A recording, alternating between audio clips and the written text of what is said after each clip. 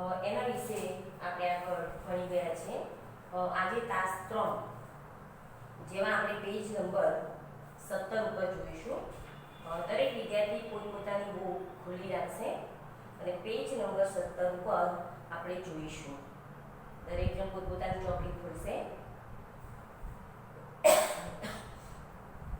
તો વિદ્યાર્થી મિત્રો, કાલે મતલબ ગયા પીરિયડમાં આપણે જોયું હતું કે તોપોની અવાજ આવતી હતી અને રાણી લક્ષ્મીબાઈ તાત્યા સાહેબને સરદાર કહે છે। ત્યારે સરદાર સાહેબ એવું કહે છે કે ભાઈ બધા મને સરદાર કહે તો ચાલે, પણ લક્ષ્મીબાઈ તમારા માટે તો હું સેવક છું। ત્યારે રાણી લક્ષ્મીબાઈ એમને કટાક્ષ કરે છે કે ભાઈ શ્રીની આગળ તમે આવી રીતે કહેતા, તમને શરમ નથી આવતી। ત્યારે એ પછી આપણે જોઈએ, ત્યાર પછી જો लक्ष्मीबाई શું કહે છે। लक्ष्मीबाई ने कहा शायद ब्रह्मभोज की उपलक्ष्य में ये टोपी चल रही है। श्रीखंड और लड्डुओं के लिए घी शक्कर की कमी तो नहीं पड़ी। એટલે જ્યારે તોપોની અવાજ આવે છે ત્યારે એવું કહે છે કે ભાઈ ચાટુકારમાં કદાચ જમીન એટલે કે જાગીર બાંટવાનું ચાલુ કામ લાગતું હશે, એટલે તોપો એની ખુશીમાં તોપો ઉડી છે। અથવા તો એવું કહે છે કદાચ, શાયદ એટલે કદાચ। બ્રહ્મભોજ, બ્રહ્મભોજ શબ્દ સમૂહમાં પૂછાય છે। ब्राह्मणों के लिए बनाया गया भोजन अथवा तो ब्राह्मणों के लिए कराया गया भोजन। उपलक्ष्य, उपलक्ष्य यानी कि निमित्त, उद्देश्य, हेतु એ ટોપે ચાલુ એટલે કે કદાચ બ્રાહ્મણોને ભોજન કરાવવામાં આવી રહ્યું હોય અને એ હેતુ અથવા તો એ ઉદ્દેશ્યથી કદાચ ટોપો ચાલી રહી હોય। અને શ્રીખંડ અને લડ્ડુ, શ્રીખંડ કાલે પણ મેં કહ્યું હતું कि भाई दही से बनने वाला एक व्यंजन अथवा तो दूध से बनने वाला एक व्यंजन आइटम, व्यंजन એટલે અને લાડુ તો કે કદાચ ઘી અને શક્કર, તો આ બનાવવા લાડવામાં ઘી અને શક્કર એટલે ખાંડ જોઈએ, તો કે કદાચ એની કમી એટલે કે ઉણપ તો નથી પડી ને, ખૂટી તો નથી પડી ને। જુહીને કહે સરકાર इस बार इनको माफ कर दीजिए। એટલે જુહી એ સરદારનો પક્ષ લઈને કહે છે કે સરદાર, લક્ષ્મીબાઈને સરદાર કરીને બોલાય છે કે इस बार એટલે કે આખરી વાર એને માફ કરી દો। માફ એટલે દંડ ના કરો, પણ માફનો વિરોધી પૂછાય તો માફી એટલે સજા થાય। તો કે આટલી વખતે એમને જવા દો। तात्या ने व्यग्र होकर कहा भाई साहब आप यूं कब तक फटकारते रहेंगे। तो कि भाई साहब તમે હવે અમને ક્યાં સુધી આવી રીતે ફટકારતા રહેશો। લક્ષ્મીબાઈ कहती तू कहती है अच्छा लेकिन પછી કહે છે કે સારું તારે તું કહે છે તો હું એને છોડી મૂકું છું ને એટલામાં મુંદર આવે છે। मुंदर ने कहा सरकार सेना तैयार है। लक्ष्मीबाई कहा तो मैं भी तैयार हूँ। तात्या तुमसे मुझे बहुत आशाएं थी, तुम्हारे रहते यह सब क्या हो गया। बराबर, लक्ष्मीबाई કહે છે કે હું પણ તૈયાર જ છું। પછી તાત્યા ત્યાં આવે છે એટલે તાત્યાને કહે છે કે તારી પાસેથી એમ મને કારણ કે સેનાપતિ હતો અને સેનાપતિ પાસે બધી આશાઓ હોય એટલે કે તારી પાસે મને ઘણી બધી આશા હતી કે ભાઈ તું આ બધા રાજ્યો આપણા જે છે એ દુશ્મનોના હાથમાં જતા અટકાવી દઈશ, પણ કે મારી બધી આશાઓ વ્યર્થ ગઈ। બરાબર, મેં તારી સામે જે રાખી હતી આશાઓ, ઈચ્છાઓ, એ બધું ફ્લોપ ગયું।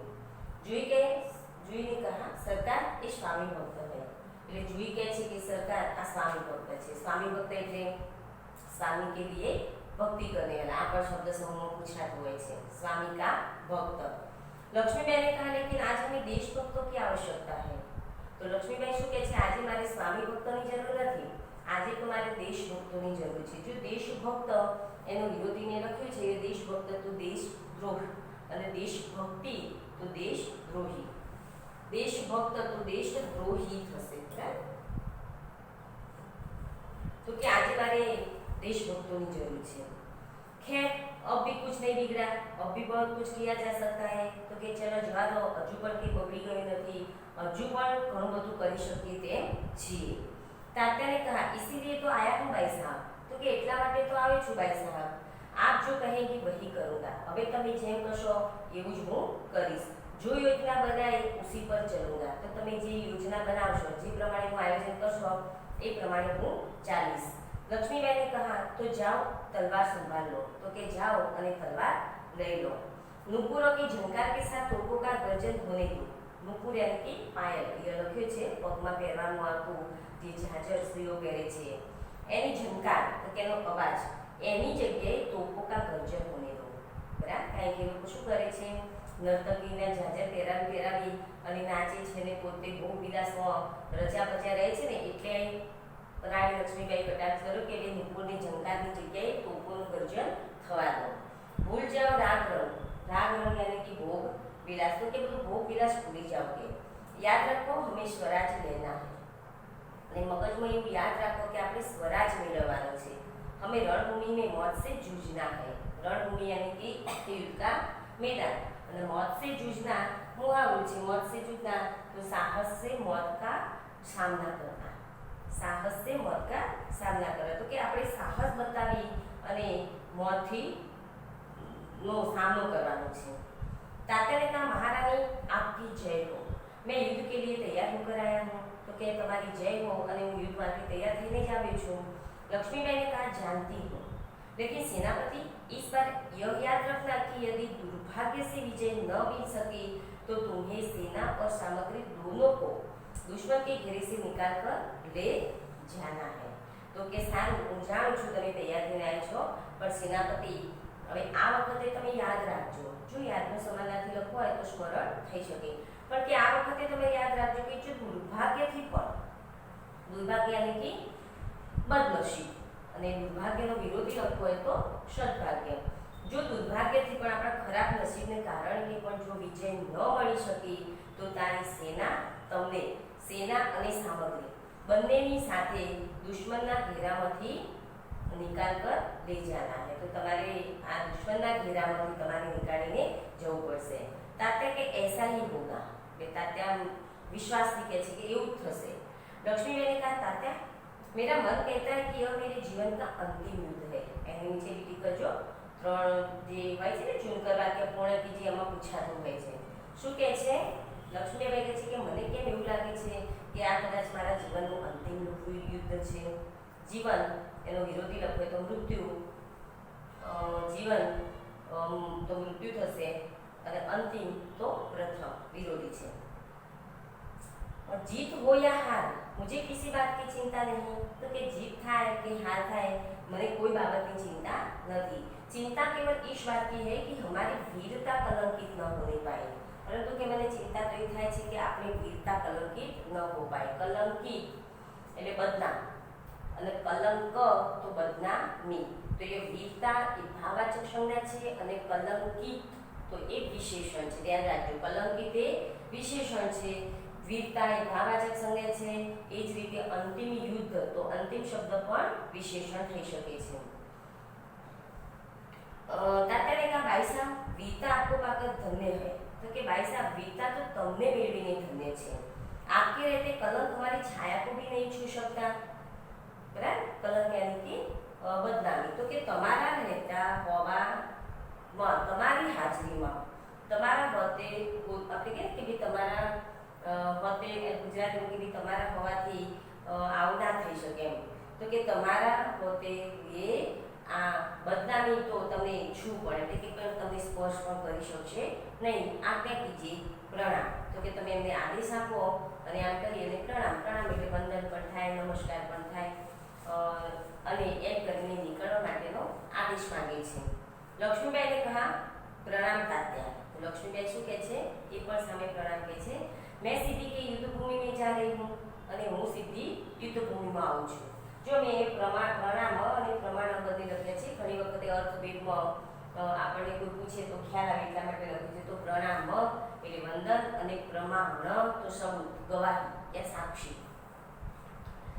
દેર ન લગાના, એમ કે છે કે ભાઈ મોડું ના કરતા એમ કરીને તાત્યા ચાલ્યા જાય છે. મુંદર કે સરકાર આજ મેં બરાબર આપકે સાથ રહુંગી. તો મુંદર શું કહે છે કે સરકાર એટલે મીરા લક્ષ્મીબાઈ કહે છે કે હું આજે યુદ્ધમાં બરાબર તમારી સાથે રહીશ. જુઈ કે और मैं तोपखाना संभालूंगी. અને જુઈ શું સંભાળવાનું કહે છે? તોપખાનું ચલાવવાની વાત કરે છે.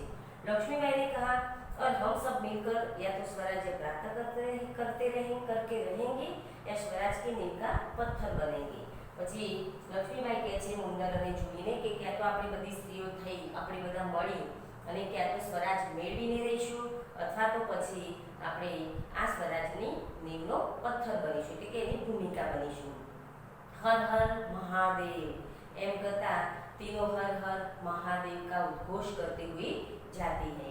पृष्ठभूमि में यही उद्घोष उभर कर आता है। उभर कर એટલે એનો અવાજ સંભળાય છે। पृष्ठभूमि यानी कि पीछे का भाग, भूमिका। जो मंच पर प्रकाश की धुंधलाते न धुंधलाते सब कहीं छा जाता है। तो એટલામાં મંચ ઉપર પ્રકાશનું આછું આછું અજવાળું દેખાય છે। फिर धीरे धीरे शांति छाने लगती है, પછી ધીમે ધીમે શાંતિ છવાઈ જાય છે। તો એનો મતલબ એવું બતાવે છે કે ભાઈ યુદ્ધમાં બધા લોકો માર્યા ગયા છે।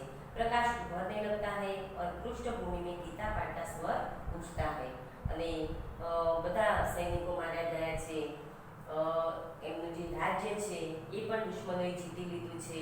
એટલે હારી ગયેલા એવા લક્ષ્મીબાઈ ગીતાનો પાઠ કરી રહ્યા છે। એની નીચે લીટી કરજો કે ભાઈ ગીતા વાંચતા હતા, શેનો પાઠ કરતા હતા, ખાલી જગ્યામાં પણ પૂછાતું હોય છે।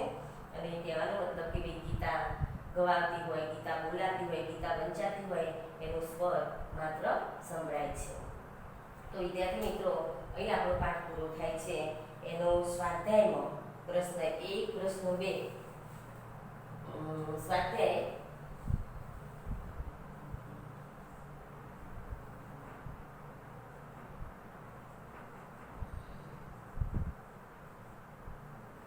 प्रश्न 1 અને પ્રશ્ન 2 ના બધા જ પ્રશ્નો લખવાના છે। પ્રશ્ન 3 લખવાનો નથી।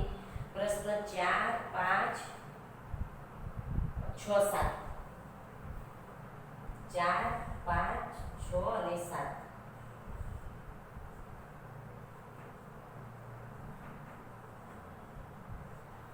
આટલું લખી દેવાનું છે એટલે આપણો સ્વાધ્યાય પૂરો થશે।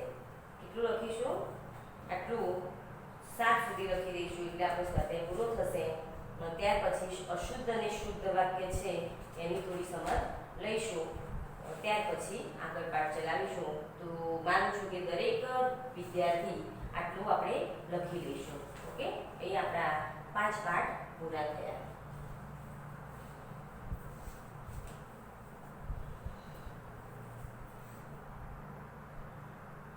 આપણે વિડીયો ઉતારે તો મારે લખવું હોય, કે તારે કે મારે બંધ કરવું હોય તો શું કરવાનું એ મને